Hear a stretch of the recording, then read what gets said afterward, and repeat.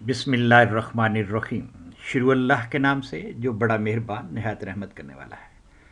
आज हम माई टापा student channel के लिए क्वेश्चन नंबर 2 को डिस्कस करेंगे। Past paper group second subject year 2024 को आपको इस चैनल के ऊपर आईसीएस के तमाम सब्जेक्ट मैथमेटिक्स, कंप्यूटर साइंस और स्टैटिस्टिक्स का सोल्यूशन अवेलेबल होगा। यूट्यूब पे इस चैनल को सर्च करने के लिए जो आपने वर्ड यूज़ करना है वो करना है @माई टॉपर स्टूडेंट, तो आपको माई टॉपर स्टूडेंट का चैनल मिल जाएगा।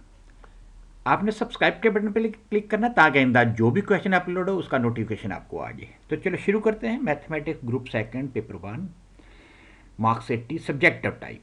तो इसमें सबसे पहले क्वेश्चन नंबर 2 में पार्ट है जी, show that z square z bar square is a real number. हमने शो करना है कि z square z bar square जो रियल नंबर है।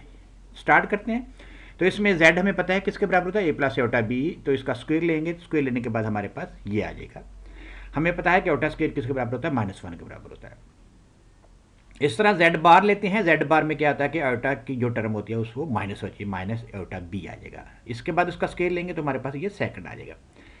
जब आप इसको इक्वेशन नंबर 1 और 2 को ऐड करेंगे तो हमारे पास ज्वाइंट पे जो आंसर मिलेगा वो होगा 2a square minus 2b square, जो कि हमेशा रियल नंबर है। तो इससे हमें ये प्रूव हुआ कि Z square plus Z bar square हमारे पास रियल नंबर है।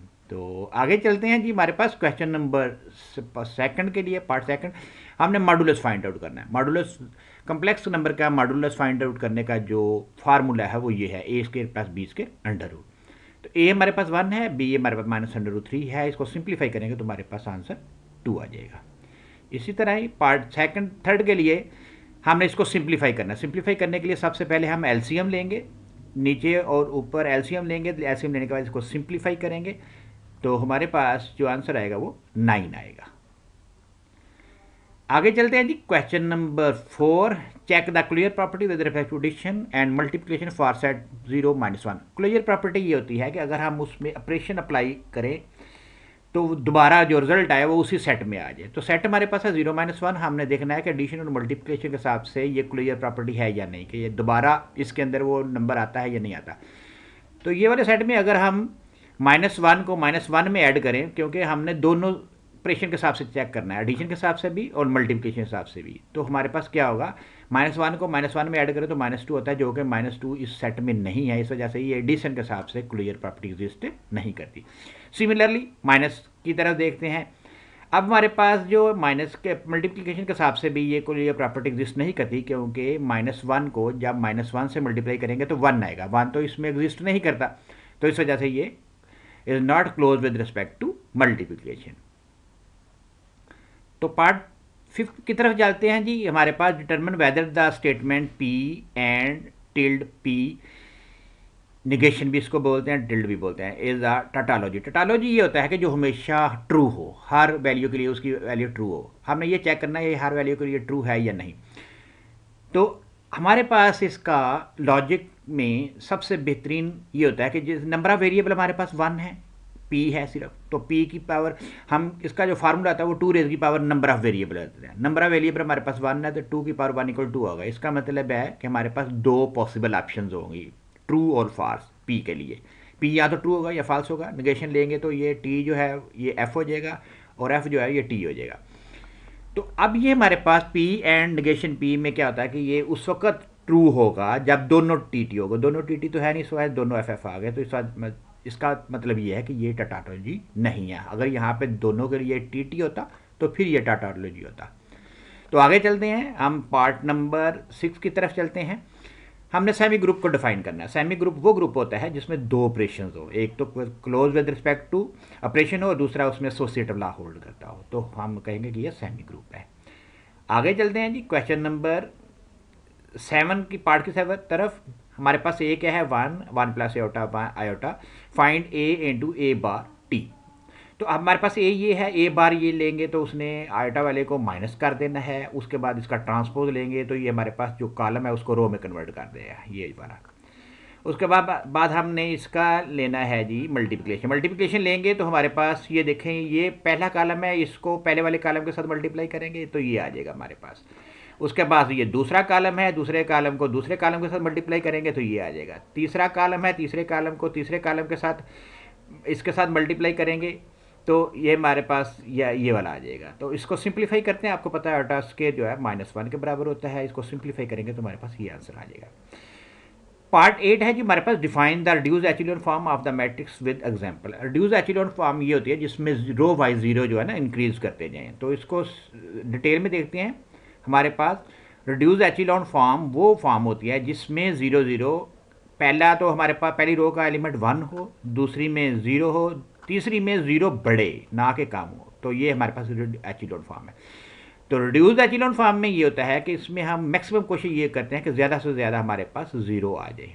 तो ये रिड्यूस्ड एचेलॉन फॉर्म में all 0 row are at the bottom example of the matrix are reduced, ये रिड्यूस्ड एचेलॉन फॉर्म है। मैक्सिमम 0 हमने करने होते हैं। तो आगे देखते हैं जी, क्वेश्चन नंबर 9 है, कह रहे हमारे पास ये verify that A inverse T A T inverse equal है।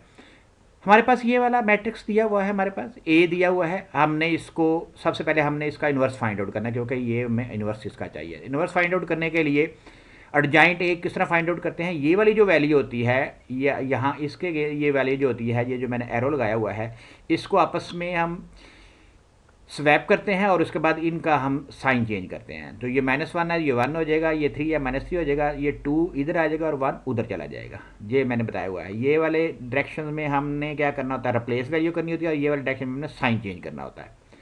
उसके बाद हम एडजाइंट ए, ये हमारे पास ए मॉडुलस हमारे पास 5 है, इसको सिंप्लीफाई करेंगे। तो सिंप्लीफाई करने के बाद हमारे पास ये वाला आ जाएगा, ए इनवर्स ट्रांसपोज आ जाएगा। ये इसका जब हम ट्रांसपोज लेंगे तो क्या आएगा, 1/5 -3/5 और 1/5 2/5 आ जाएगा। उसके बाद हमारे पास हमारे पास ये है, इसका ट्रांसपोज लिया तो हमारे पास ये आ गया, इसका मॉडुलस लेंगे तो ये 5 आ जाएगा। तो इसका मतलब ये भी हुआ कि हमारे पास ए का मॉडुलस और ए टी का मॉडुलस सेम होता है। अगर आप ऊपर देखें तो हमारे पास ए का मॉडुलस भी 5 ही आया हुआ है। तो इसके बाद हम अब इसका इन्वर्स फाइंड आउट करते हैं। इन्वर्स फाइंड आउट करने के बाद हमें ये पता चला है कि हमारे पास इक्वेशन नंबर 1 और क्वेश्चन नंबर 2 इक्वल है। तो इससे हमें क्या साबित हुआ कि inverse T A T inverse equal है। आगे चलते हैं जी एक्स पार्ट की तरफ। Discuss the nature of the root. Nature of the root हमने बताना है कि ये इक्वल रूट्स हैं, कम्प्लेक्स हैं, परफेक्ट हैं, क्या हैं। तो इसका तरीका ये होता है कि हमारे पास ये क्वाड्रेटिक इक्वेशन है, इसमें ये ए बी और सी के ऊपर हम डिस्क का फार्मूला लगाते हैं, b² - 4ac, और इसकी बेस पे हम शो करते हैं कि ये टाइप ऑफ नेचर इसकी रूट क्या है। b² - 4ac के हमारे पास 0 के बराबर आता है। जब भी हमारे पास ये 0 के बराबर आएगा तो roots are real and equal होंगे, roots are real and equal होंगे। तो ये बहुत ईजी है। आगे हमारे पास क्वेश्चन नंबर 11 है जी। हमने इन क्वेश्चन को सॉल्व करना है। ये देखो दोनों क्वाड्रेटिक इक्वेशन है। इनको क्वाड्रेटिक इक्वेशन को सॉल्व करने का जो तरीका बताया गया है उसमें हम पुट कर लेते हैं। x² = u, y² = v कर लेते हैं। इसको पुट करेंगे तो अब इन दोनों को हम सिमल्टेनियसली सॉल्व करेंगे इन क्वेश्चंस को। ठीक है, ये ऊपर बताया गया है कि हमने किस तरह मल्टीप्लाई करना है और उसके बाद उसको सब्ट्रैक्ट करना है। करने के बाद हमारे पास यहाँ पे ये वैल्यू आ रही है हमारे पास x, क्योंकि अब हमारे पास u = 9 आ चुका है, लेकिन u तो x² के इक्वल हमने पुट किया था, तो x की वैल्यू +-3 आ जाएगी। +-3 को v में पुट करेंगे तो ये हमारे पास क्या आ जाएगा, +-4। तो एंड पे हमारे पास जो सेट बन रहा है वो +-3 और +-4 बन रहा है। आखिरी पार्ट है जी हमारे पास, find the condition that the roots of x² + bx + q = 0 square root of the other. अब हमने ये फाइंड करना है, find the condition that the one root of x² + bx + q = 0 is square of the other. एक root दूसरे का square है। तो ये हमें गिवन क्वेश्चन दी गई है। उसके बाद हमने sum of the root find out करेंगे। अल्फा प्लस बीटा का क्या होता है कि ये वाला कोफिशिएंट ओवर इसका कोफिशिएंट -p/1 आ जाएगा। और उसके बाद प्रोडक्ट ऑफ द रूट क्या होता है, c/a। ये हमारे पास c होता है और a हमारे पास यहाँ पे 1 है। तो ये हमारे पास क्या आ जाएगा, k/1। ये ऊपर बताया हुआ भी है कि हमारे पास इस वक्त सम में क्या करते हैं -b/a और प्रोडक्ट में करते हैं c/a। तो यहाँ पे हमारे पास अकॉर्डिंग टू द गिवन कि b किसके बराबर है, α² के बराबर है, क्योंकि ये कंडीशन दी गई है। तो sum of the root find out करेंगे। अल्फा प्लस α² = -p है ऊपर, ये आप ऊपर कैलकुलेट कर चुके हैं। ये हमारे पास सम ऑफ द रूट -p है, ये देखें ये वाला है, और प्रोडक्ट रूट आपके पास q है। तो अब हमने अल्फ़ा क्यूब की वैल्यू, जब सम ऑफ द रूट्स की दोनों साइड पे हमने क्यूब लिया, क्यूब इस वजह से लिया क्योंकि हमारे पास जो ये वैल्यू गिवन है, तो हमने ये वाले जो सम ऑफ द रूट है उसको क्यूब बनाना है ताकि हम उसकी वैल्यू पुट कर सकें। तो जब हम इसको सिंप्लीफाई करेंगे, करने के बाद आप देखें अल्फ़ा प्लस अल्फ़ा स्केयर हमारे पास किसके बराबर है, माइनस पी के बराबर है। ये पीछे हम कैलकुलेट कर चुके हैं, यहाँ पे मैंने ये वैल्यू रख दी।